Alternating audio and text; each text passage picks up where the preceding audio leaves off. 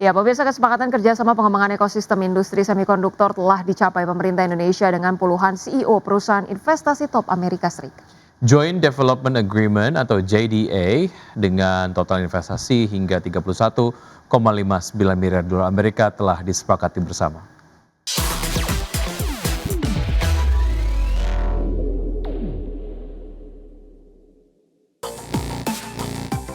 Business Summit Washington 2026 yang mempertemukan puluhan CEO dan pimpinan perusahaan investasi top Amerika Serikat dengan pemerintah Indonesia membuahkan hasil yang mengejutkan. Di mana Indonesia mendapatkan komitmen Joint Development Agreement untuk pengembangan ekosistem industri semikonduktor dari perusahaan Amerika Serikat dengan potensi total investasi bisa mencapai 31,59 miliar dolar Amerika. Kerjasama JDA pengembangan ekosistem semikonduktor ini melibatkan proyek strategis nasional kawasan industri yang akan digarap oleh PT Galang Bumi Industri sebagai pihak pelaku usaha Indonesia, serta perusahaan Amerika Essence Global Group LLC dan Tinergy Technology Corp sebagai mitra strategis pengembang teknologi. Ruang lingkup kerja sama ini mencakup 4 poin utama. Pertama, investasi dan pengembangan infrastruktur manufaktur. Kedua, perluasan inisiatif energi terbarukan dan proyek industri hijau. Ketiga, program pengembangan tenaga kerja dan strategi penciptaan lapangan kerja. Dan yang terakhir, penelitian dan pengembangan bersama dalam teknologi mutakhir. Menteri Koordinator Bidang Perekonomian Airlangga Hartarto menegaskan bahwa pengembangan ekosistem semikonduktor merupakan bagian dari strategi nasional untuk memperdalam struktur industri dan meningkatkan daya saing Indonesia dalam rantai nilai global. Dengan begitu, Indonesia tidak lagi diposisikan hanya sebagai pasar teknologi, tetapi sebagai basis produksi dan pengembangan teknologi strategis. Investasi ini diperkirakan akan menciptakan sekitar 5.000 lapangan pekerjaan terampil, sekaligus mempercepat transfer teknologi dan peningkatan kapasitas sumber daya nasional. Pekerjaan yang tercipta akan fokus pada bidang rekayasa, manufaktur wafer, teknologi material maju, serta sistem energi generasi baru yang memiliki nilai tambah tinggi dan dampak jangka panjang bagi daya saing industri nasional. Dari Jakarta, tim liputan IDX Channel. Ya, pemerintah Amerika Serikat berencana menaikkan tarif impor untuk sejumlah negara hingga 15% atau lebih dari 10% yang baru saja diberlakukan. Perwakilan dagang Amerika Serikat Jameson Greer menyebutkan kebijakan tarif baru akan tetap mengakomodasi negara-negara yang memiliki perjanjian perdagangan dengan Amerika Serikat. Pemerintah Amerika Serikat berencana menaikkan tarif impor untuk sejumlah negara hingga 15% atau lebih dari tarif 10% yang baru saja diberlakukan. Hal itu disampaikan perwakilan dagang Amerika Serikat Jameson Greer dalam wawancara terbaru. Greer mengatakan kenaikan tarif tersebut sedang dipersiapkan dan dapat diterapkan secara sementara jika dinilai sesuai.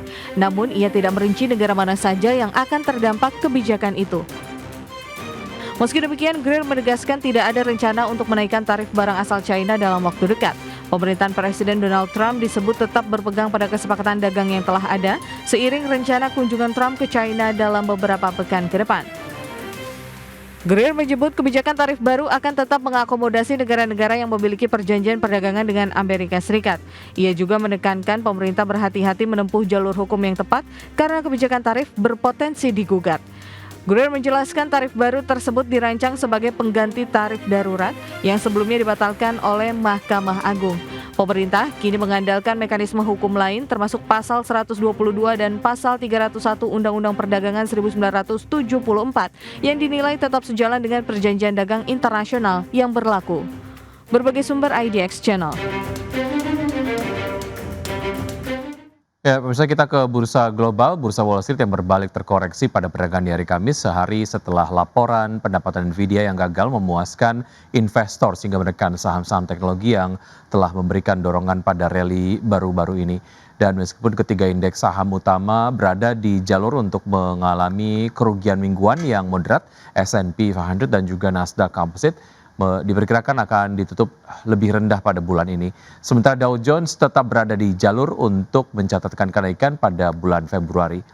Pada perdagangan di hari Kamis, Nasdaq Composite turun 1,18% ke level 22.878, S&P 500 terkoreksi 0,54% ke level 6.908 dan Dow Jones Industrial Average menguat 0,034% ke level 49.499.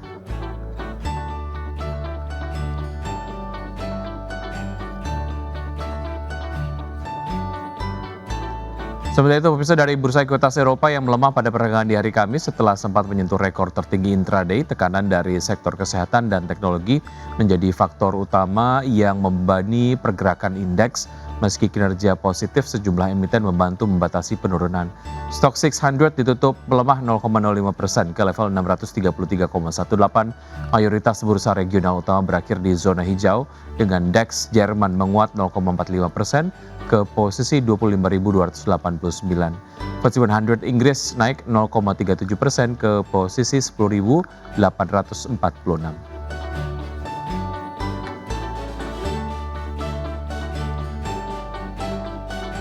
Sejalan dengan melemahnya harga batu bara global, PT Indo Tambang Raya Megah Tbk membukukan penurunan kinerja keuangan di tahun 2025. Ya, sepanjang tahun lalu pendapatan bersih tercatat turun 18,35% secara year on year, sedangkan laba bersih merosot 48,96% dibandingkan tahun sebelumnya. PT Indo Tambang Raya Megah Tbk membukukan penurunan pendapatan dan laba bersih sepanjang 2025 sejalan dengan melemahnya harga batu bara global. Berdasarkan laporan keuangan 2025 yang diaudit, perusahaan meraih pendapatan bersih 1,88 miliar US dollar atau turun 18,35% year on year. Pendapatan bersih itu berasal dari penjualan batu bara ke pihak ketiga senilai 1,84 miliar US dollar, penjualan batu bara ke pihak berelasi 18,19 juta US dollar, jasa pihak ketiga 4,64 juta US dollar, serta keuntungan atas transaksi swap batu bara 10,56 juta US dollar. Pada saat yang sama, beban pokok pendapatan menurun dari 1,6 miliar US dollar pada 2024 menjadi 1,39 miliar US dollar pada 2025. Perseroan juga membukukan beban umum dan administrasi sebesar 44,9 juta US dollar, beban keuangan 11,13 juta US dollar, dan beban pajak penghasilan 92,54 juta US dollar. Alhasil, laba tahun berjalan yang diatribusikan kepada pemilik entitas induk atau laba bersih mengalami penurunan. Pada 2025, laba bersih tercatat sebesar 190,94 juta US dollar atau lebih rendah 48,96% dari raihan laba bersih pada 2024. Berbagai sumber IDX Channel. Pemirsa, PT Pura Delta Lestari Tbk mematok target prapenjualan atau marketing sales senilai 2,08 triliun rupiah pada tahun buku 2026. Ya, Direktur dan Sekretaris Pura Delta Lestari Tondi Suwanto mengatakan segmen lahan industri masih akan menjadi kontributor utama dalam mencapai target tersebut. Selain industri, perseroan juga mengandalkan penjualan produk komersial serta hunian di kawasan kota Delta Mas. Selain itu, target sebesar 2,08 triliun rupiah disebut sebagai cerminan optimisme manajemen seiring prospek pertumbuhan ekonomi nasional yang dinilai stabil pada tahun 2026. Di sisi lain, target ini tergolong ambisius mengingat pada tahun 2025 lalu perseroan membukukan prapenjualan sebesar 1,6 triliun rupiah.